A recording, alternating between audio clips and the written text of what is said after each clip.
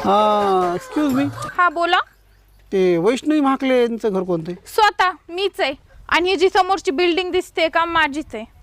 अच्छा, हो. बरं. शेती वगैरे? इथून तुमच्या डोळ्याला जिथपर्यंत दिसतंय ती आपलीच शेती.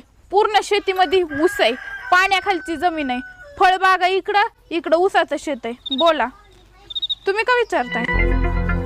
काय नाही, ते लाडक्या बहिणीच्या योजनेच्या ऑफिसमधून आलो होतो. हां ज्यांना 1 एकरपेक्षा जास्त शेती, त्यांचं आम्ही नाव कट करणार होतो ना. माफ करा वय, हे माझं नाही, आमच्या शेजाऱ्यात आहे ती जमीन बी आमच्या शेजाऱ्याची वय. माझं काही नाही इथं, आम्हाला अर्धा एकर बी शेती नाही. मला फेकायची सवय वय. माझा फॉर्म रिजेक्ट करू नका वय.